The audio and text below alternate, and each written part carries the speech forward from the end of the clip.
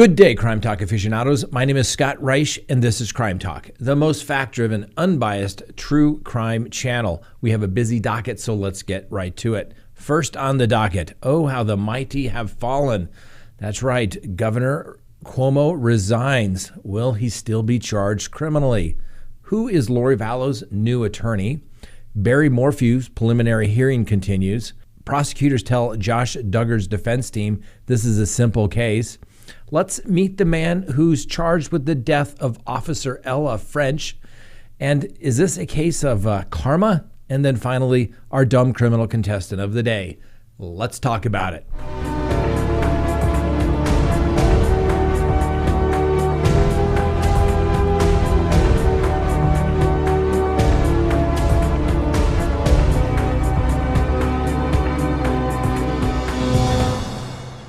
Good day, Crime Talk aficionados. My name is Scott Reich, and this is Crime Talk. Thanks for watching. If you haven't done so already, please hit that subscribe button as well as hit that little bell so that you receive notifications of when we go live or put up new content.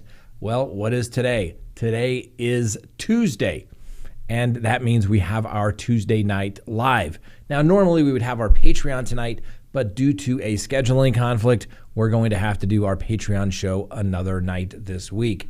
All right, let's get straight to the docket. That's right. New York Governor Andrew Cuomo, the man who rose to the top, so to speak, well, his star has fallen for sure. He was hit with a barrage of sexual harassment and even sexual assault allegations that are still being investigated. Now, the allegations include groping of the breasts and buttocks of people, which is certainly inappropriate. And the governor basically tried to shame the victim, saying that they're all wrong. He does this all the time. He would never do this. The classic defense, which is, well, meet all these other people that I never did anything to. Therefore, your allegations must be false. No, doesn't matter. And here we have conflicting allegations. And if the prosecutors decide to go forward, even if it is a misdemeanor unlawful sexual contact case, it is ultimately a question of fact for the jury to decide. That's what juries do, decide questions of fact. The accuser says something happened. The defendant says it didn't. Let the jury decide, see who is telling the truth. Now, this goes back to one of the 12 undeniable truths from a criminal defense attorney. Rule number 1, there's two types of people in the world, those that are humble and those that are about to be. I've repeated this numerous times. It's absolutely true. Governor Cuomo, had he been a little more humble, I doubt that he would be receiving such resistance from even his own party these days, and even the president telling him to resign. We'll see if charges are brought. Let me know if you think the prosecutions should move forward, or do you think he's going to get a pass because, well, he's a Cuomo in the state of New York. Next on the docket, Lori Vallow has a new attorney. Now, we talked about it in pretty good detail last week on our Tuesday night live show about the ABA standards for an attorney to be death qualified on a case where the death penalty would be sought. Clearly, Mr. Mark Means does not have those qualifications, frankly, not even close. And I opined that it wouldn't surprise me if there would be a new attorney appointed, and guess what? The judge has in fact done that. The judge, Stephen Boyce, appointed Jim Archibald on the case. Now, he apparently is a seasoned public defender, and he has now been appointed, and he is apparently one of the few death penalty certified attorneys in eastern Idaho. That is good. So he will more than likely become the lead counsel. Now, I think it's also very interesting that the court, even though these proceedings are stayed, appointed new counsel. Clearly, the court believes that Lori Vallow will be restored to competency, and let's have the attorney ready, willing, and able to proceed. Now, we checked the court website, and nothing about this appointment on the court website, but things seem to be moving rather slowly, and they don't seem to always give us as much information as well. Frankly, I think the public should know. Now, obviously, I don't know anything about Mr. Archibald other than what I've learned recently. Apparently very experienced, done death penalty cases, and is very seasoned defense attorney, which is good. We always want everyone accused of a crime to have a seasoned defense attorney for the simple reason that eliminates post-conviction issues down the road. Now, Mark Means is still listed as the lead counsel, but I don't think that is going to be lasting much longer. So if you watched our show yesterday, you knew that Frank and I, along with his father, jumped into CrimeTalk 1, flew into the Idaho Falls Airport. Very nice FBO there. I think it was called Aramark Aviation. Top-notch, treated us great facilities as well. Anyway, they were able to have a car waiting for us when we landed. We jumped in the rental car, drove up to Rexburg, checked things out. We're able to talk to some people in the community.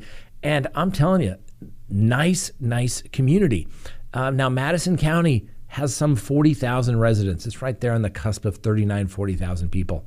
I think they're going to be able to find a jury in that jurisdiction. I don't see a change of venue proceeding. The people that we were able to talk to while we were there yesterday in Rexburg seem to be aware of the case. I don't think they're following all of the details as maybe as our CrimeTalk aficionados do. However, they basically have stated that they could listen to the evidence that's presented. And so we'll see what evidence is presented by the defense in their change of venue request. But at this point, I think they're going to be able to do it. Now, here's another thing. The Rexburg community, very, very nice. The city, the place is spotless. Not like oftentimes you see in the big city, so to speak. Madison County, which has Rexburg and another city that I can't remember at this time, but very nice, very clean. It looked like something out of Central Casting movie set. Drop in, Western United States rural community. Nice as could be. And it seems like, at least all the people that we ran into, it seemed like every one of them would know how to operate a backhoe. And I don't mean that as in a derogatory way, because I wish I knew how to do that. I mean just people that just know how to work, follow the rules, and just very nice people. Frank, would you agree with that? Yep. All right. See, Frank agrees too. So, nice place. We'll probably be back in Idaho Falls. Rexburg had a little airport literally right in the center of town, but it didn't have a very long runway. I like long runways with control towers. So if we had to go in there, we could do it, but maybe next time. All right, let's talk now about the Barry Morphy matter.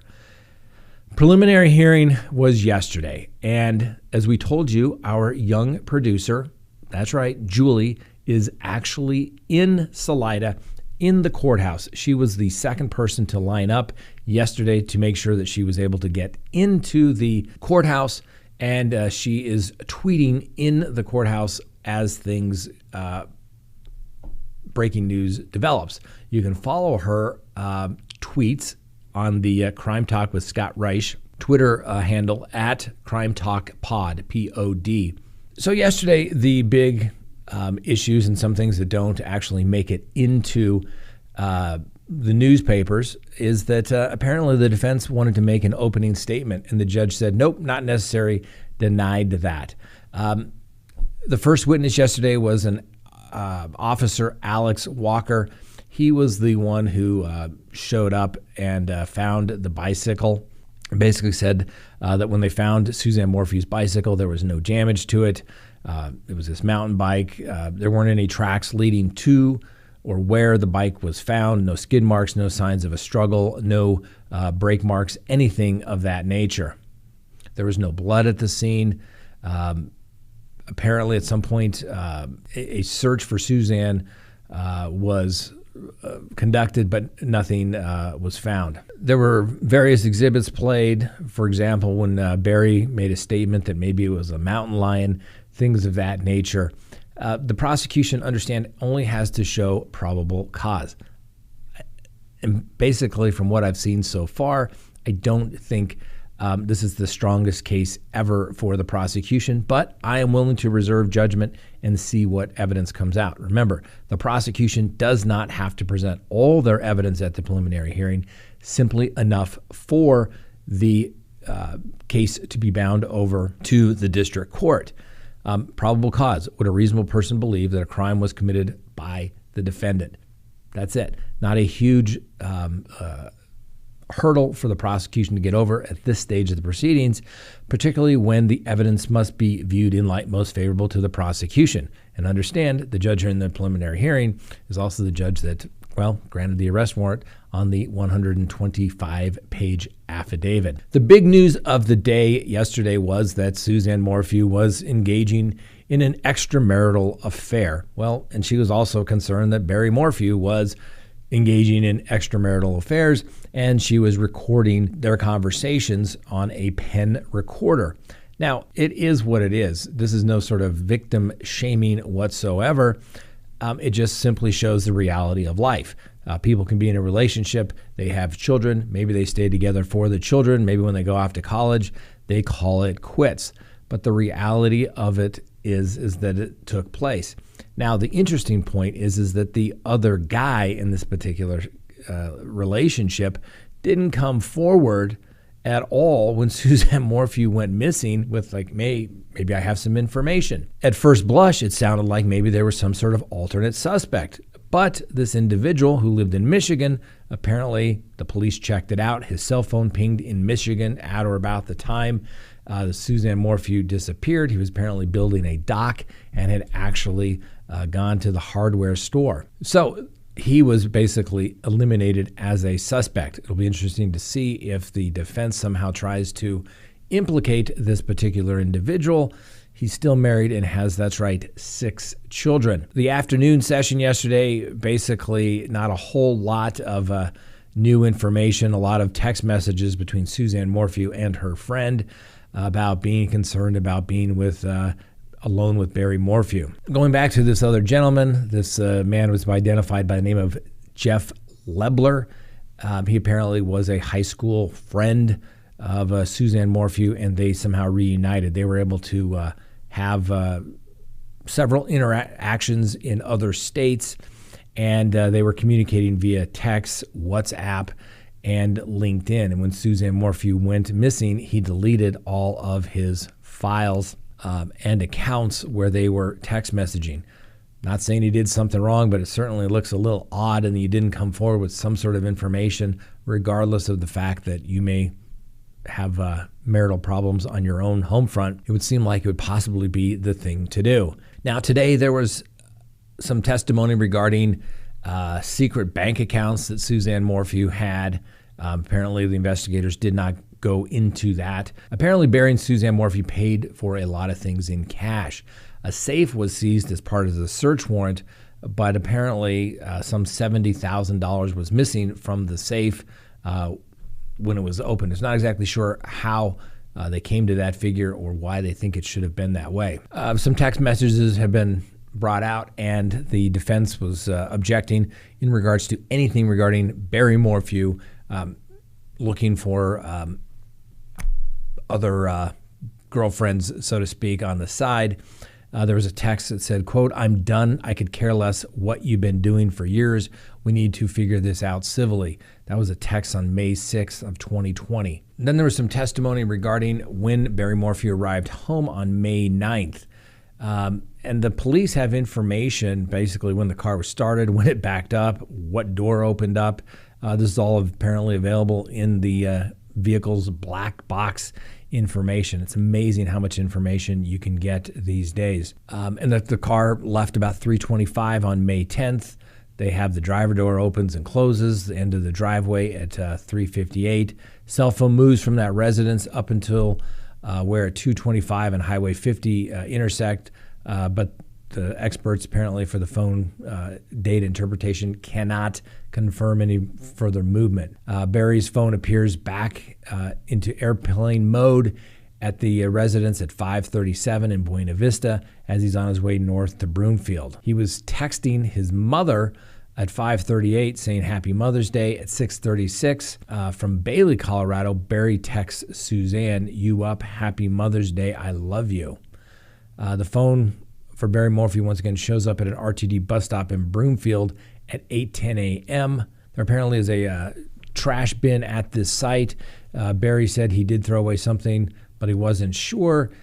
He stopped for a minute and a half, and that is trash run number 1.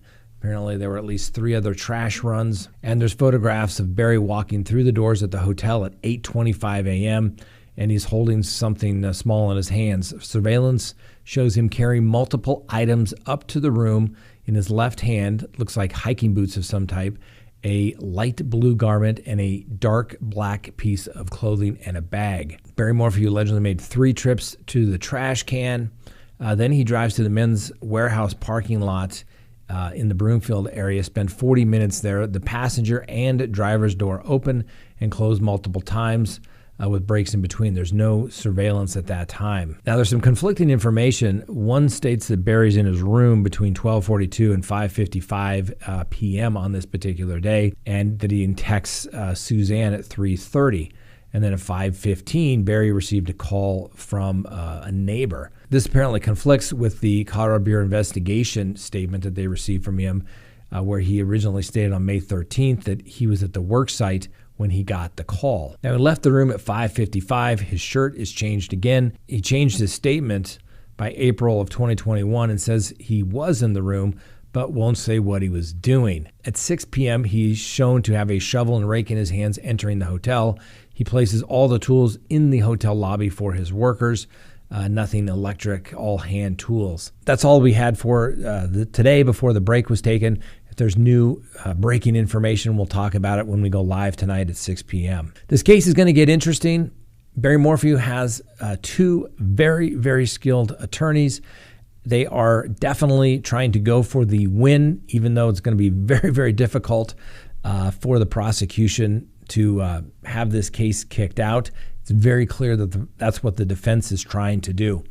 Hopefully, for the prosecution, they have some better evidence, because as of right now, I'm just simply not sure what I've seen is going to be enough to ultimately get a murder conviction. We'll see. My opinion may change if, well, the evidence gets a little more overwhelming. But as of right now, it looks kind of weak.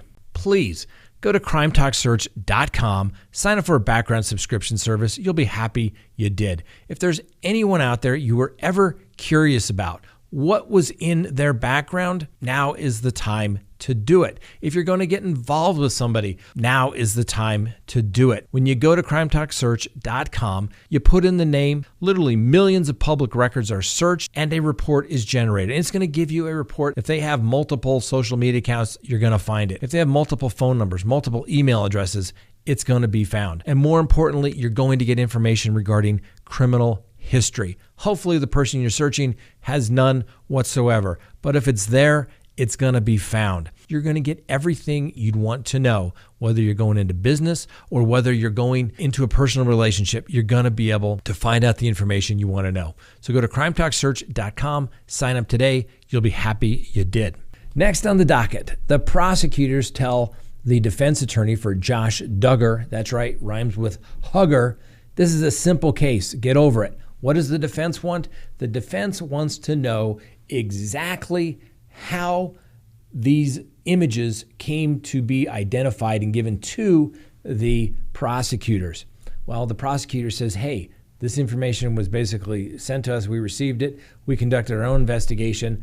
It's irrelevant how it originally got to us. And in fact, the prosecutor went into painstaking detail as to the evidence that was found, and that this little red herring that the defense wants to go down and create for the court to engage in is completely irrelevant. Now, I could go through and detail, as the prosecutor did in their affidavit, with great graphic nature of the photos of young prepubescent children. But I'm not going to do that. Well, It's just simply not necessary. I'm sure you get the picture. Next on the docket, another Chicago police officer was killed the other day. The officer, Ella French, she was 29 years old and apparently was coming back from maternity leave, so literally has a 2-month-old child. Her partner was also shot, but the officer survived. And this story is rather interesting because, well, first, the individuals that have been charged, first, Imonte Morgan, 21 years old. He was booked on the charges of actually being responsible for the death of Officer Ella French. Now, his brother, Eric Morgan, another man, also faced charges of the same incident. Police describe a situation where French and her partner pull over a car with 3 occupants on Saturday. The stop was for expired plates, and according to the police, Morgan was the male passenger in the vehicle. And there was a struggle that went from the trunk of the vehicle to near the inside of the car, according to the police reports. As it's described, shots rang out from the passenger side front seat. Morgan fatally shot French, according to the police. Officers fired back, striking one of the individuals in the vehicle. Now, Morgan is charged with 1 count of first-degree murder, 1 count of unlawful use of a weapon by a felon, which, I mean, it's surprising that a felon would have a weapon because it's nearly impossible for law-abiding citizens to have weapons in the city of Chicago. So I'm not exactly sure how that happened. Perhaps that is a typographical error in this news story or not. He also allegedly shot French's partner, putting him in critical condition. French's partner was a 6-year veteran of the department, and he has not been identified as of yet. He apparently is getting better, but is still in critical condition. Now, authorities say that another individual by the name of Jamel Danzy bought the gun at issue in Indiana on behalf of Eric Morgan, who knew he could not buy the gun because of his felony record. He is charged with knowingly transferring and giving a firearm to an out-of-state resident and knowingly disposing of a firearm to a convicted felon. Funny how that works, isn't it? Now, I think the thing that is rather interesting in this case is that the mayor, that's right, Mayor Lightfoot, went to the hospital to see the officer. There were some 30 officers at the hotel, including the other officer's father, who is a retired Chicago police officer. And guess what? They all turned their backs on the mayor as she came to the hospital, kind of like what she has done for law enforcement. Now, let's face it, the Chicago police have not exactly had the best reputation of the years for being the most upstanding police department in the country. But it only gets better when you support the good police officers and get rid of the bad ones. Now, the mayor tried to basically say emotions are high and we understand, but she was doing her duty. We'll see if Mayor Lightfoot sticks around for a second term. Somehow I don't think she's exactly winning the hearts and minds of the citizens of Chicago. Next on the docket, is this a case of karma? Well, I would think possibly. So Shane Goldsby, he is 26 years old, and he was already serving a prison sentence, and now he just got another 298-month sentence. That's about 24 years. Why did he get a 24-year sentence on top of his original sentence? That's right.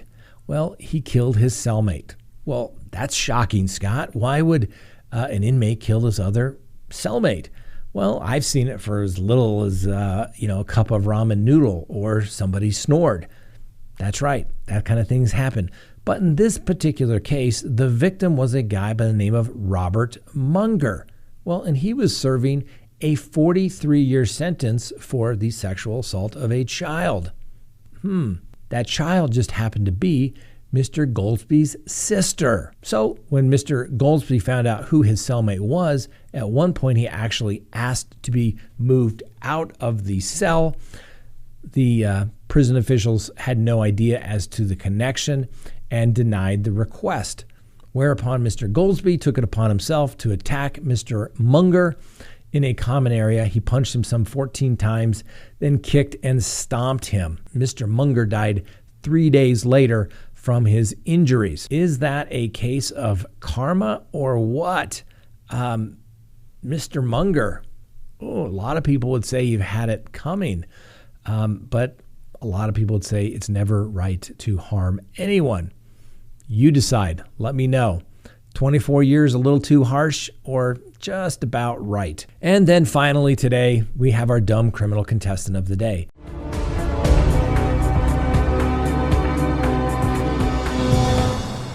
This is our, I think, second false alarm that has been called in. Well, an unidentified woman, 21 years old, had her father call in a 911 bomb threat. Why, you may ask? Because there was really a bomb? No. She just didn't want to be at work and she wanted to go home. The father, of course, didn't know that the bomb threat was fake and complete fabrication for his daughter. But he called it in, and of course, the police ultimately found out that it was a false alarm and complete fabrication. So our dumb criminal has not been charged yet, and they have also not released her name, which is something I think they should do. I think because a little public shaming would go a long way. If a 21-year-old thinks that the best way of getting out of work is by calling in a fake bomb threat, my gosh, they're just not a dumb criminal contestant. They're just dumb and lazy. Well, and dumb. All right. That's all we have for you today. Please join us this evening, 6 p.m. Mountain Time when we go live. We have a lot to talk about. We can talk about my trip to Rexburg, Idaho yesterday, as well as obviously the Barry Morphy preliminary hearing. We'll see you tonight. Have a wonderful day, and we'll see you next time on Crime Talk.